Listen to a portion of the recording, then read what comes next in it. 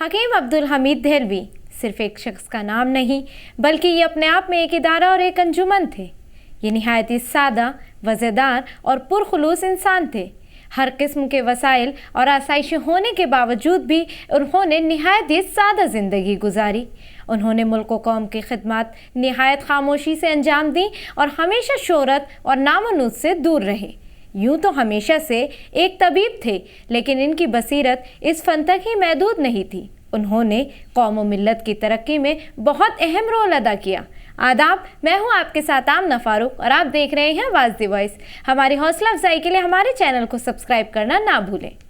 حکیم عبدالحمید ہندوستانی مسلمانوں کی تقسیم کے بعد کی حالت زار سے بہت متاثر ہوئے اور فکر مند تھے، کیونکہ پڑھا لکھا متوسط طبقہ ایک بڑے حصے کے پاکستان ہجرت کر چکے تھے۔ اس کو لے کر حکیم عبدالحمید صاحب بہت فکر مند تھے۔ اس کمی کو پورا کرنے کے لیے انہوں نے دلی میں تحقیقی اور تعلیمی اداروں کا ایک کمپلیکس قائم کرنے کا خواب دیکھنا شروع کیا۔ حکیم عبدالحمید کو ہمدرد یونانی کلینک اپنے والد حکیم حافظ عبدالمجید صاحب سے وراثت میں ملا۔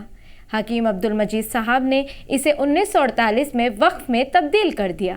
اس طرح انہوں نے اپنے ذاتی وسائل سے 90 ایکڑ زمین کا پلاٹ دلی کے تغلق آباد علاقے میں خریدا اور تعلیم اور تحقیق کے لیے کئی ادارے قائم کیے، جس کو آج ہمدرد نگر میں واقع جامعہ ہمدرد کہا جاتا ہے۔ حکیم عبدالحمید 14 ستمبر 1908 کو پیدا ہوئے۔ ان کی تعلیم طبیہ کالج فقرول باغ نئی دلی میں ہوئی۔ پیشے کے اعتبار سے کامیاب حکیم تھے۔ ان کے دوران حیات 30 سالوں کے درمیان 6 ملین مریضوں نے ان سے شفا حاصل کی تھی۔ تدریسی دنیا میں بحیثیت فاؤنڈر چانسلر جامعہ ہمدرد رہے۔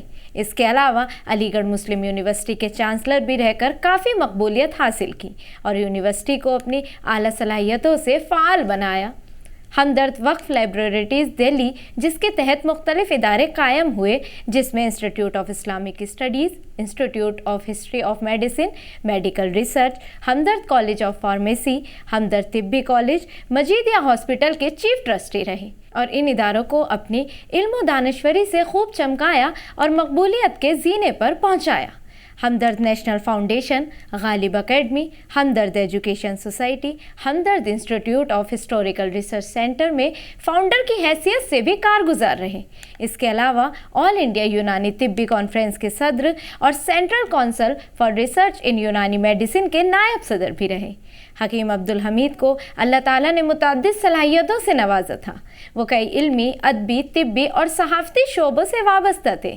عبدالحمید بڑے حکیم صاحب کئی اعزازات سے نوازے گئے، جن میں ابن سینا award, Padma Shri award, Padma Bhushan award, ہمدرد یونیورسٹی کراچی پاکستان کے انعامات شامل ہیں۔ حکیم عبدالحمید ایک قابل و نامور مصنف بھی تھے۔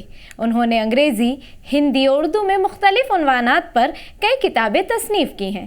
اس طرح کی عالمی و مقبول معروف علمی، ادبی و تدریسی صحافتی دنیا کی معروف ہستی کا 22 جولائی 1999 کو اپولو اسپتال میں انتقال ہوا اور تدفین 23 جولائی کو جامعہ ہمدرد نئی دلی میں عمل میں آئی۔